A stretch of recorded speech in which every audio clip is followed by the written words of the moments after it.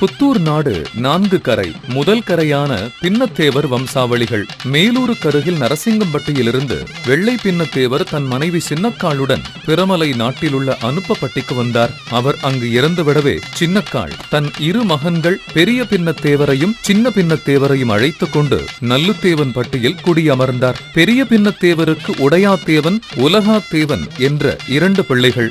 உடையாத்தேவனுக்கு கருமாத்தூர் மண்ணுலாத்தேவர் கூட்டத்தில் ஒரு பெண்ணை திருமணம் முடித்து 2 ஆண் குழந்தைகள் பிறந்தார்கள். அவர்களில் ஒருவர் போத்தம்பட்டியிலும் மற்றொருவர் மலைப்பட்டியிலும் வாழ்கின்றனர். சின்ன பின்னத்தேவர்தான் புத்தூர் நாட்டு தலைவரான துரை வெள்ளை பின்னத்தேவர். இவர்களைத்தான் பின்னத்தேவன் கரை என்று அழைக்கிறார்கள். பின்னத்தேவர் வம்சாவளிகளின் வழிபாட்டு முறை.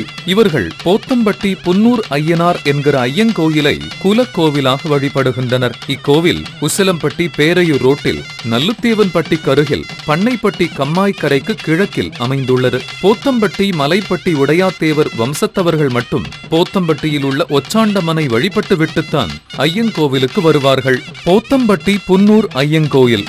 வெள்ளை பின்னத்தேவர் தன் அண்ணன் நரசிங்கத்தேவருடன் அனுப்பப்பட்டியில் குடியமர்ந்து வாழ்ந்த நேரத்தில் வெள்ளை பின்னத்தேவர் இறந்துவிட்டார். வெள்ளை பின்னத்தேவரின் மனைவி சின்னக்காள் தன் மச்சானுடன் கோபித்துக் கொண்டு புன்னூர் ஐயனார் சாமியின் பிடி மண்ணை ஒரு வலசக்கூடையில் சுமந்து கொண்டு தன் 2 மகன்களாகிய பெரிய பின்னத்தேவரையும் சின்ன பின்னத்தேவரையும் அழைத்துக் கொண்டு மேற்கு நோக்கி வந்தாள்.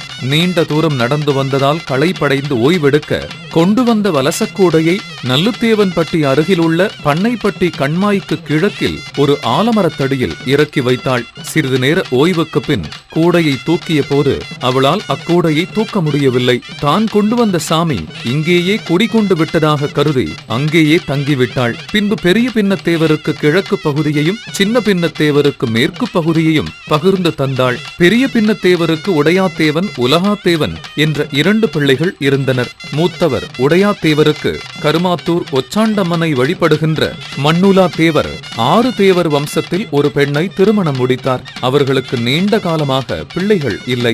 ஒரு சமயம் உடையாத்தேவரின் மாடு ஒன்று அவர் தம்பிக்கு சொந்தமான குழுதானியில் தண்ணீர் குடித்து விட்டது. அதற்கு தம்பியின் மனைவி, இந்த மலட்டுப்பயல் மாடு என் குழுதானியில் தண்ணீர் குடிக்கின்றதே என்று திட்டியிருக்கின்றாள். இதனை கேட்ட உடையாத்தேவருக்கு கோபமும் ஆங்காரமும் ஏற்பட்டு தான் திருமணம் செய்த வம்சத்தார் வழிபடுகின்ற ஒச்சாண்டம்மன் கோவில் பூசாரியிடம் சென்று, உங்கள் வீட்டில்தான் திருமணம் செய்தேன், எனக்கு பிள்ளை வரம் கொடு என்று கேட்டார். அதற்கு பூசாரி, பிள்ளை வரம் கொடுக்கின்றேன், பிள்ளை பிறந்தால் என் தாய் ஒச்சாண்டம்மனைத்தான் முதலில் தெய்வமாக வழிபட வேண்டும், முதல் பெயர் கொடுக்க வேண்டும், சம்மதமா என்று கேட்டாராம்.